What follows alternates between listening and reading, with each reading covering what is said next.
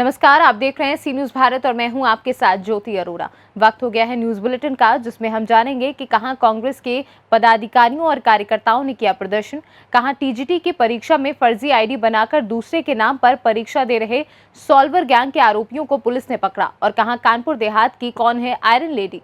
इन सभी खबरों को जानेंगे विस्तार से, तो आइए नजर डालते हैं इस वक्त की बड़ी खबरों पे।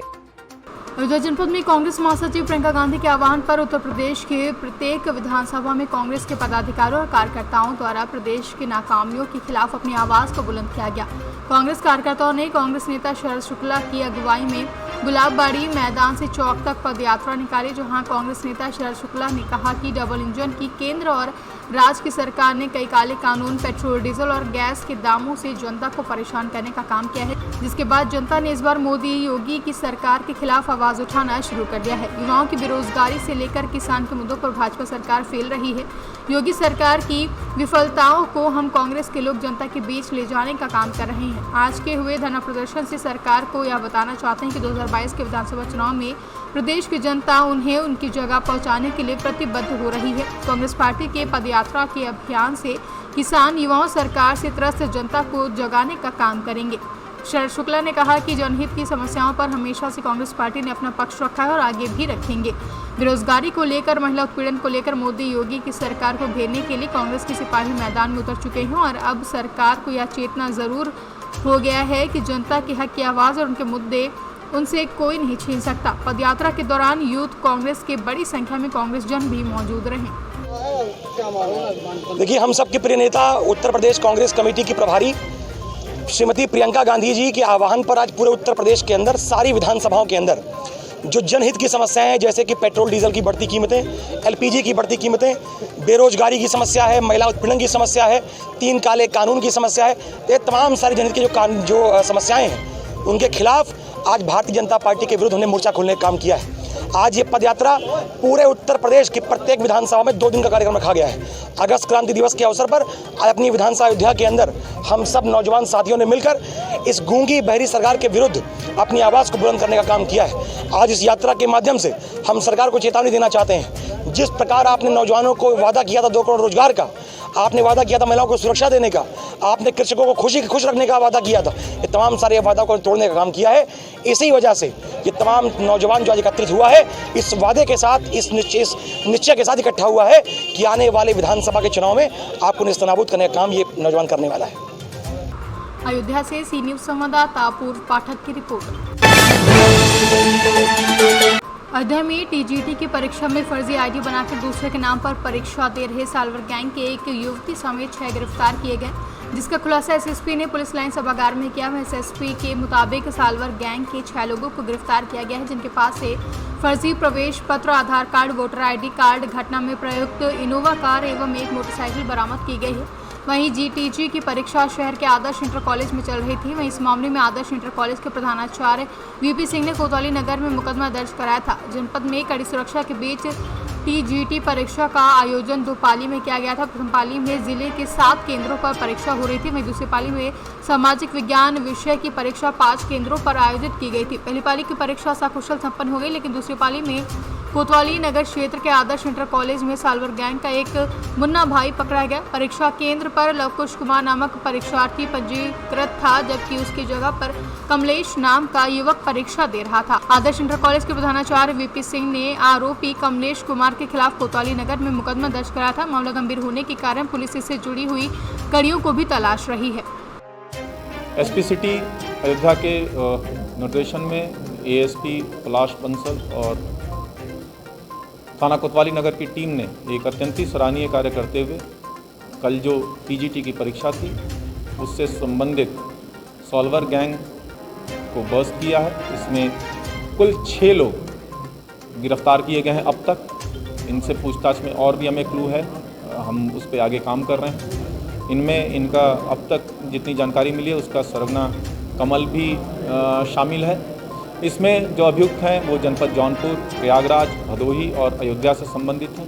कुल 6 अभियुक्त इसमें अब तक गिरफ्तार किए गए हैं। पूरा मामला ये प्रकाश में आया है कि इसमें से 2 अभियुक्त वैसे हैं जो एग्ज़ाम देने आए थे, जिनको मुखबिर से प्राप्त सूचना पे प्रवेश करने के पहले ही वहाँ इंट्रोगेशन के लिए पकड़ लिया गया और जो इसमें पहला अपराधी पकड़ा गया उसने पूछताछ में सारे जो अन्य इसमें शामिल सदस्य थे उनके बारे में बताया और उन सब की गिरफ्तारी, उनके पास से फर्जी प्रवेश पत्र तथा अन्य डॉक्यूमेंट आधार कार्ड इत्यादि बरामद किया गया। साथ ही साथ जिस वाहन का इस्तेमाल इन्होंने किया था वो 2 वाहन जिसमें इनोवा गाड़ी और हीरो होंडा मोटरसाइकिल तथा इन सब के मोबाइल फ़ोन जिसमें तमाम एविडेंसेस थे, 6 मोबाइल फ़ोन इसमें बरामद किए गए हैं। इस गैंग के द्वारा प्रवेश पत्र को फर्जी तरीके से स्कैन करके उसमें मॉडिफाई करके इस एक व्यक्ति के जगह पे इम्पर्सोनेशन करते हुए दूसरा व्यक्ति परीक्षा देने का प्रयास कर रहा था और इस तरह इस गैंग को पकड़ा गया है। साथ ही साथ इसमें जो अन्य जानकारी मिली है उस पर पुलिस टीम काम कर रही है। हमें उम्मीद है कि इससे जुड़े और अपराधियों की भविष्य में गिरफ्तारी सुनिश्चित कराई जाएगी। अयोध्या से सी न्यूज़ संवाददाता पूर्व पाठक की रिपोर्ट। रामनगरी अयोध्या में सावन के तीसरे सोमवार पर शिव भक्तों की भारी भीड़ उमड़ी, जहां इस दौरान कोरोना महामारी को देखते हुए शिव मंदिरों के गर्भगृह में भक्तों के प्रवेश पर रोक लगा दी गई, लेकिन सोशल डिस्टेंसिंग के साथ दूर से ही जल चढ़ाने की अनुमति दी गई। जहां भक्त पूजन अर्चन कर रहे थे वहीं इस दौरान सुरक्षा व्यवस्था भी सख्त रही। सावन माह के तीसरे सोमवार पर शिव भक्त बड़ी संख्या में भक्त भगवान भोलेनाथ का अपने श्रद्धा से जलाभिषेक, रुद्राभिषेक, दुग्धाभिषेक व अन्य विधि विधान के साथ पूजन कर रहे थे। रामनगरी में 2 प्रमुख स्थान हैं। भगवान नागेश्वर नाथ व सिद्धेश्वर नाथ महादेव के प्राचीन मंदिर है, जहां सावन के प्रारंभ पर लाखों कांवड़िया सरयू से जल भरने अयोध्या पहुंचते हैं, लेकिन इस वर्ष भी कांवड़ यात्रा पर रोक लगा दी गई है। फोर्स लगाई गई है ताकि जनता को आने में कोई दिक्कत ना हो। हर जगह बैरिकेडिंग लगाई गई। आज काफ़ी भीड़ भी थी, बहुत ज़्यादा। सुबह 4 बजे ही भीड़ काफ़ी हुई है, इससे पहले उतनी भीड़ नहीं थी और लग रहा है बाहर से बहुत सारे लोग आए थे, इसलिए काफ़ी भीड़ थी और सबको दर्शन कराया जा रहा है और सब लोग दर्शन कर ले रहे हैं आराम से।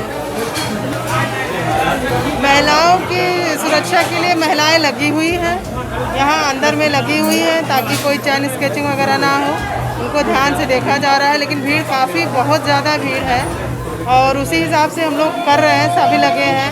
तो प्रशासन की तरफ से बहुत सारे फोर्स लगे हैं। यहाँ फैजाबाद में जितनी फोर्स थी सब लगा दी गई है यहाँ पर। जनता को यही संदेश देना चाहेंगे कि भगवान की भक्ति तो हर आदमी के अंदर होती ही है कि आप जब भी दर्शन करने बाहर को जाएं या जहाँ भी दर्शन करने जाएं प्रभु का, वहाँ सुरक्षा अपने हाथ में होती है और सावधानी से आप दर्शन करिए। भीड़ क्योंकि इतनी ज़्यादा भीड़ होती है, उसमें बच्चे भी दब जाते हैं, औरतें भी दब जाती हैं, उनको खींच के निकालने में काफ़ी दिक्कत होती है। तो दर्शन करने जाएं तो आराम से धीरे धीरे चलें और दर्शन करें, अपना जल वल चढ़ाएं और अपने आप को बचाते हुए करें, क्योंकि इस कोरोना काल में अगर दूरी बना के रखें तो ज़्यादा उचित है, क्योंकि कोरोना तीसरा लहर आने वाला है। तो इसलिए कोरोना की दृष्टिगत से तो इतनी ज़्यादा भीड़ है और कोई भी पब्लिक में ये नहीं है कि हाँ कोरोना था या नहीं था, उनको बिल्कुल वही नहीं है। तो हम यही कहना चाहेंगे क्योंकि महामारी वास्तव में थी, इसको झूठ ना समझे और कितने लोग इसमें। अयोध्या से सी न्यूज़ संवाददाता पूर्व पाठक की रिपोर्ट। अयोध्या जिले के पटरंगा थाना क्षेत्र में 10 माह पूर्व लापता हुई युवती के मामले को लेकर एसएसपी ने पुलिस लाइन सभागार में हत्या का खुलासा किया है। लापता युवती की उसके विवाहित प्रेमी ने गला दबाकर हत्या कर दी थी। दरअसल मामला थाना पटरंगा के बकौली गांव का है, जहां हत्या आरोपी वेद प्रकाश वर्मा, जो कि विवाहित है, उसका गांव के ही एक मुस्लिम युवती से प्रेम प्रसंग चल रहा था। युवती ने जब शादी करने का दबाव डाला तो वेद प्रकाश वर्मा ने उसको रास्ते से हटाने के लिए एक खौफनाक योजना बना डाली और उसमें गांव के ही अपने मित्र को शामिल किया। 16 अक्टूबर की रात आरोपी वेद प्रकाश वर्मा ने अपनी प्रेमिका महिया बानो को अपनी ट्यूबवेल पर बुलाया और वहीं पर गला दबाकर हत्या कर दी। लाश को छुपाने के लिए अपने मित्र सीताराम का सहारा लिया और सीताराम के ही खेत में शेष 6 से 7 फीट गड्ढा खोदकर शव को दफना दिया। मामले का खुलासा करते हुए एसएसपी शैलेश पांडे ने कहा कि मुखबिर की सूचना पर पटरंगा पुलिस ने आरोपी को कस्टडी में लिया है और कड़ाई से पूछताछ के बाद आरोपी वेद प्रकाश वर्मा ने अपना गुनाह कबूल किया है। पुलिस ने आरोपी की निशानदेही पर खेत के गड्ढे से शव को बरामद कर लिया। वहीं शव कंकाल के रूप में मिला है, लेकिन कपड़े के आधार पर परिजनों ने उसकी शिनाख्त की है। कबूलनामे में उसने बताया कि उसका महिया बानो से काफ़ी दिनों से प्रेम प्रसंग चल रहा था। काफ़ी दिन प्रेम प्रसंग चलने के बाद उसने शादी का दबाव डालना शुरू कर दिया, लेकिन वह पहले से विवाहित था और शादी नहीं करना चाहता था, जिसके बाद उसने वहीं प्रेमिका मैया बानो को रास्ते से हटाने के लिए खौफनाक साजिश रच डाली और इस साजिश में अपने मित्र सीताराम को भी शामिल किया। इस तरह से गैर समुदाय की प्रेम कहानी का खौफनाक अंत हुआ, जहां पुलिस ने दोनों आरोपियों को गिरफ्तार कर जेल भेज दिया है। थाना पटरंगा क्षेत्र में 16 अक्टूबर 2020 को एक अभियोग पंजीकृत कराया गया था गांव बकौली की एक महिला के द्वारा, जिनके द्वारा ये बताया गया था कि शादी के उद्देश्य से उनकी पुत्री का किसी ने अपहरण कर लिया। प्राप्त तहरीर पे तत्काल अभियोग पंजीकृत किया गया। इसमें विवेचनात्मक कार्रवाई प्रचलित थी। इसमें पुलिस ने इस घटना का पूरा खुलासा किया है, जिसमें 2 अभियुक्तों को गिरफ्तार किया गया है। साथ ही साथ इनकी निशानदेही पर जो युवती गायब हुई थी उसके डेड बॉडी की बरामदगी की गई है और इन दोनों अभियुक्तों को गिरफ्तार करके जेल भेजा जा रहा है। बात इस तरह निकल के आई है कि जो गिरफ्तार अभियुक्त है, जो मुख्य अभियुक्त है वेद प्रकाश वर्मा, उससे जो पूछताछ हुई है उसमें जो बात आई है सामने, उसके द्वारा ये बताया गया कि उसका उस अपहृत युवती के साथ प्रेम संबंध था और वो इससे शादी करना चाहती थी, परंतु ये शादी नहीं करना चाहता था।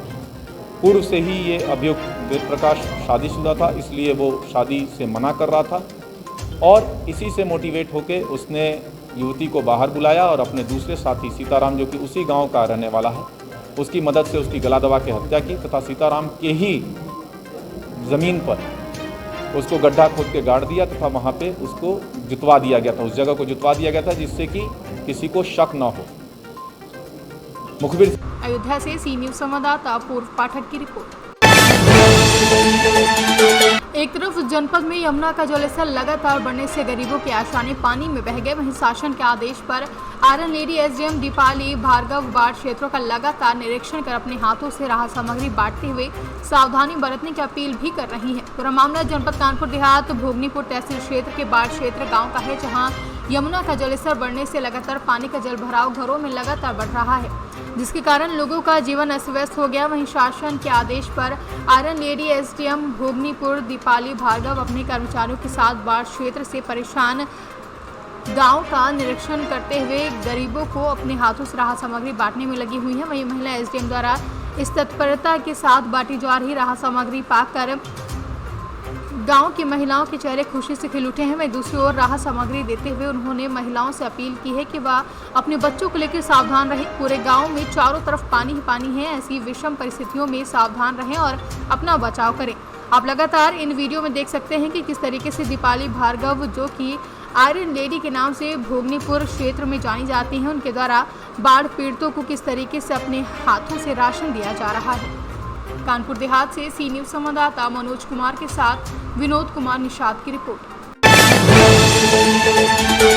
अमरोहा जिले के कलेक्ट्रेट परिसर में डीएमएसपी की मौजूदगी में चौरी चौरा महोत्सव मनाया गया, जहां मुख्यमंत्री का लाइव प्रसारण भी सुना गया।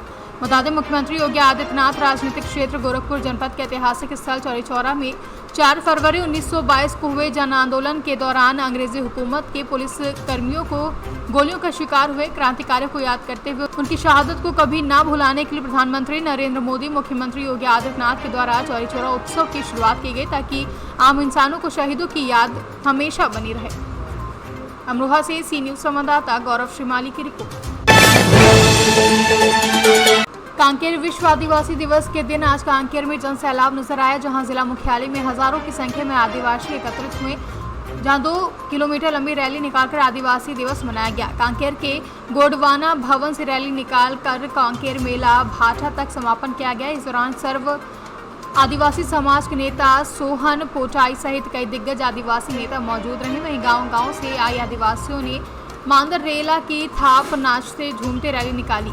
जो बोर्ड लगा है उसका महत्व क्या है? देखिए, आज 1994 से लेकर के आज तक पूरे विश्व में आदिवासी दिवस, मूल निवासी दिवस के रूप में हर्षोल्लास के साथ मनाया जा रहा है। और इस आदिवासी विश्व दिवस में समाज को अपने जल जंगल, अपने अस्मिता की रक्षा के साथ साथ समाज के आर्थिक उत्थान, शैक्षणिक उत्थान इत्यादि के बारे में चर्चा करके जो भी कमी है उसको शासन प्रशासन से हमको अवगत कराने का यह मात्र एक मंच है।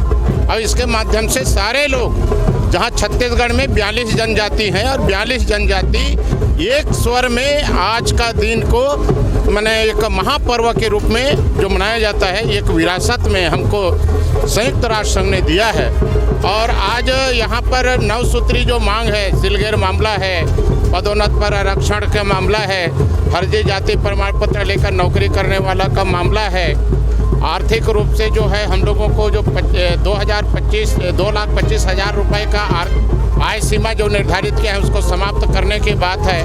आदिवासी लड़कियों को अदर लोग शादी करके उनके नाम से संपत्ति अर्जित करती हैं, उसका भी हमारे में मांग है।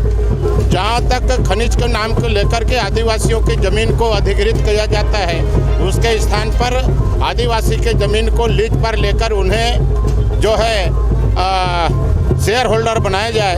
यहाँ पर जो बाहरी विशेष करके पखांजूर क्षेत्र में पूर्व में यहाँ पर जो शरणार्थी आए थे उनको पराश्रय दिया गया था, लेकिन उनके आड़ में कई लोग जो यहाँ पर आकर के घुसपैठी जो आ रहे हैं, जिससे सामाजिक सौहार्द बिगड़ रहा है, उसे यहाँ तत्काल हटाया जाए। ये सारी मांग को लेकर के आज हम केंद्र सरकार, महामहिम राष्ट्रपति को, महामहिम राज्यपाल को, मुख्यमंत्री को, मुख्य सचिव को और जिला कलेक्टर को हम ज्ञापन देने जा रहे हैं। बिल्कुल ये आगाज है, सरकार को अब भी नहीं चेता। अभी 19 जुलाई से हमारा क्रमशः जो आंदोलन चल रहा था, उसके बावजूद सरकार न हम लोगों से बातचीत करने के लिए तैयार नहीं, न इसके हमारी समस्या का निदान करने के लिए तैयार नहीं।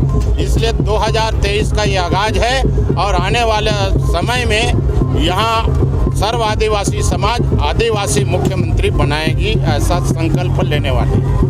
छत्तीसगढ़ से सी न्यूज संवाददाता शुभ उपायुक्त की रिपोर्ट। 9 अगस्त सोमवार को रोज विश्व आदिवासी दिवस के अंतर्गत नर्मदा जिले सहित तिलकवाड़ा तहसील में विश्व आदिवासी दिवस का हर्षोल्लास के साथ उत्सव मनाया गया।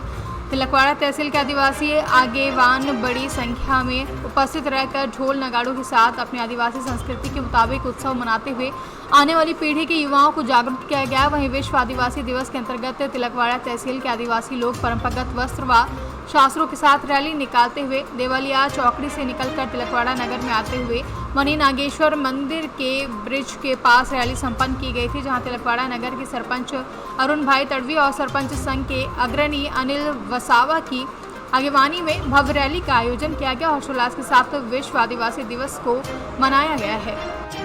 आज रोज 9મી ઓગસ્ટ એટલે કે આદિવાસી વિશ્વ દિન આપણે તાલુકાના આદિવાસી એરિયા મંદિરે ભેગા થયા, દેવાલિયા ચોકડીથી મંદિર સુધી રેલી કાઢી આદિવાસીનો સંસ્કૃતિનો ગાન યાદગીરી કરી અને વૃક્ષારોપણ કર્યા।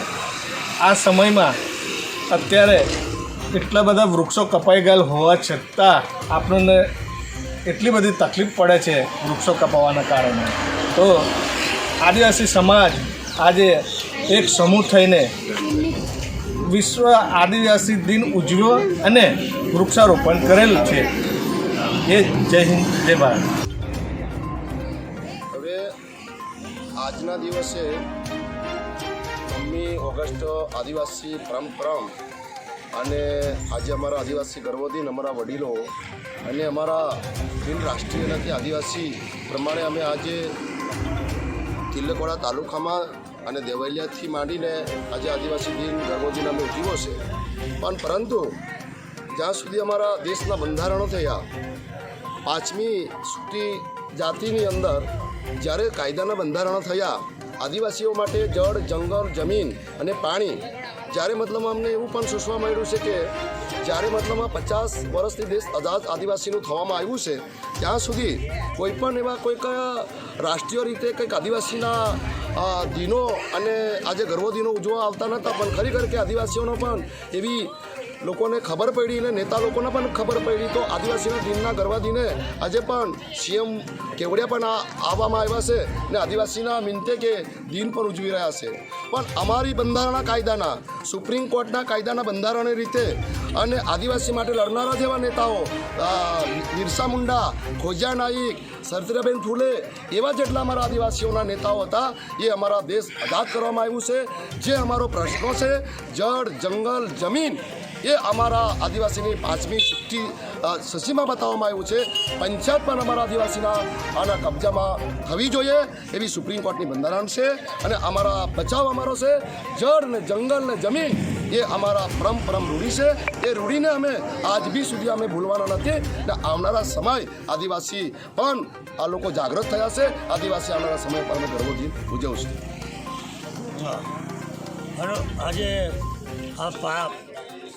યુનો 9મી ઓગસ્ટે યુનોએ મહાસંઘ વિશ્વમાં જેને 250થી 300 દેશો જોડાયેલા છે એવા યુનો સંઘે આ 9મી ઓગસ્ટને એ આદિવાસી દિન તરીકે ઉજવવા માટે એક જાહેર કરેલું છે અને એ અંતર્ગત અમારો આ કાર્યક્રમ છે. આ રાજકીય નથી કે બીજી કોઈ રીતે અમે ઉજવવા માંગતા નથી પરંતુ જ્યારે ગુજરાતમાં અમારા વડાપ્રધાન, અમારા માનવંતા મહેમાન કે અમારા ગુજરાતના સીએમ જ્યારે પણ આવે ત્યારે અગાઉ અમારા ભાઈએ બતાવ્યું કે 5મી અનુસૂચિ એનો અમલ થવો જોઈએ, એનો અમલ થતો નથી અને વારંવાર એની રજૂઆત કરવામાં આવે છે. અમે એક આદિવાસી માણસો જેની પાસે તાકાત છે, જેની પાસે મની પાવર નથી. गुजरात से सी न्यूज संवाददाता वसीम मेमन की रिपोर्ट। जनपद बलरामपुर में भारतीय जनता युवा मोर्चा के राष्ट्रीय महासचिव वैभव सिंह के प्रथम आगमन पर बलरामपुर अटल भवन में श्रावस्ती के पूर्व सांसद दद्दन मिश्रा के दिशा निर्देश पर जिला उपाध्यक्ष भारतीय जनता युवा मोर्चा वासुकी नाथ मिश्रा के नेतृत्व में भव्य स्वागत किया गया। जहां वैभव सिंह ने आगामी विधानसभा चुनाव में 350 सीटें जीतने के लिए युवा मोर्चा के कार्यकर्ताओं को कमर कसने के लिए कहा। श्रावस्ती से सी न्यूज संवाददाता दिनेश कुमार तिवारी की रिपोर्ट। उज्जैन जिले के खासरौद में सावन माह के तीसरे सोमवार को पहली सवारी को कोरोना का ग्रहण लगा, जहां प्रशासन और मंदिर के भक्त मंडल व अन्य राजनीतिक की घंटों नोकझोंक के बाद मंदिर प्रांगण में ही सवारी निकली। दरअसल आपको बता दें कि शासन के द्वारा 14 जुलाई को कोरोना की रोकथाम के लिए आदेश जारी किया गया था। नवीन गाइडलाइन जारी की गई थी। सभी सामाजिक, राजनीतिक, धार्मिक आयोजन, मेले व अन्य जिसके कारण लोग एकत्रित न हो, इस प्रकार के अन्य नियमों के साथ आदेश जारी किया था, जिसके कारण जिला कलेक्टर आशीष सिंह ने जिले की तहसील खासरौद में भी आदेश का पालन कराने के लिए निर्देशित किया गया था। वहीं खासरौद में सावन के तीसरे सोमवार को निकलने वाली सवारी पर भी ग्रहण लग गया। सोमवार को पहली सवारी निकलने के लिए प्रशासन व समिति के सदस्यों के बीच घंटों नोकझोंक हुई। वहीं मौके पर तहसीलदार मधु नायक, थाना प्रभारी रविंद्र यादव समेत कई लोग दिखाई दिए। कि यात्रा को लेकर, सवारी को लेकर रोकथाम प्रशासन भी सख्त मजबूत रहा है। क्या मामला था और क्या चाहते थे ये लोग, आपकी क्या मंशा थी? एक्चुअली लोग जो हैं चाहते थे कि सवारी जो है अपने परंपरागत मार्ग से गुजरे, परंतु अभी कोविड को देखते हुए ये ज़रूरी था गाइडलाइन का पालन कराना भी और वरिष्ठ के निर्देश भी थे, इसलिए जो है सवारी को जो है प्रतीकात्मक रूप से यहीं मंदिर परिसर में ही निकाला गया। हाँ सर, इस बीच में कुछ लोगों ने आपत्ति भी ली कि 4 दिन पहले कोई कार्यक्रम हुआ था जन्मदिन को लेकर, उसमें भीड़ थी, तो उसको भी एक मुद्दा बनाया था उन्होंने। यदि ऐसी कोई बात है तो आवेदन देते, थाने में जांच कर लेंगे वो। अगली सवारी के लिए क्या रूप था? अभी तो यही है। देखा जाए कि सवारी को वहाँ तक लाना प्रशासन की हठधर्मिता कहे या यहाँ के भक्तों की हठधर्मिता कहे, क्या कहा जाए इसे? दोनों ही ओर से हठधर्मिता हम कह सकते हैं, क्योंकि प्रशासन से हमने जब आग्रह किया था तो प्रशासन ने हमें परिक्रमा मार्ग से सवारी निकालने की अनुमति दे दी थी। फिर बाद में हमारे भक्तमंडल में कहीं इसी बात हुई या तो प्रशासन संपूर्ण पारंपरिक मार्ग से सवारी निकाले या फिर हम मंदिर में ही पूजा करेंगे। बात ये हुई, उसके बाद हमने प्रशासन का अवगत करेंगे कि मंदिर में पूजा करेंगे, सवारी नहीं निकालेंगे। यहाँ आने के बाद फिर कुछ लोगों ने आपसी में बातचीत करी कि नहीं सवारी निकालेंगे। इस तरह से प्रशासन और हमारे बीच में सामंजस्य नहीं बैठ पाया। बाद में बहुत ज़्यादा प्रयास करने के बाद हमें मंदिर प्रांगण में सवारी निकालने की परमिशन मिली। इसको हमने मंदिर के गेट तक सवारी निकाली है कोविड प्रोटोकॉल के तहत। एवं अगली सवारी के लिए प्रशासन ने हमें आश्वासन दिया है कि हम अगली सवारी आपकी भगवान भगवान महाकाल की कृपा से अच्छे से निकल पाए। मतलब पारंपरिक निकालेंगे या फिर किसी और पारंपरिक का तो नहीं, पर इससे अच्छा उन्होंने दिया है कि हम इससे अच्छी आपकी कोई व्यवस्था करेंगे। आज मतलब नहीं बैठने का कारण क्या एक मुख्य कारण था? आज नहीं बैठने का मुख्य कारण वैसे तो क्योंकि कलेक्टर साहब के आदेश नहीं है, या तो ऐसे राजनीतिक रंग दिया गया है, कुछ और किया गया? राजनीतिक रंग कुछ लोगों ने देना चाहा है 4 दिन पहले जो हुआ किसी आयोजन के लिए, लेकिन उसके लिए कोई शिकायत करने को तैयार नहीं और यहाँ उसी का हवाला दिया जा रहा है। इस वजह से जो भी बात हुई है पर प्रशासन ने हमें सहयोग करके कम से कम गेट तक सवारी निकलने की अनुमति आखिर में दी है। उज्जैन से सी न्यूज संवाददाता सुरेश जाटवा की रिपोर्ट। इस न्यूज बुलेटिन में फिलहाल के लिए इतना ही। खबरों का सिलसिला लगातार जारी है। आप देखते रहिए सी न्यूज भारत।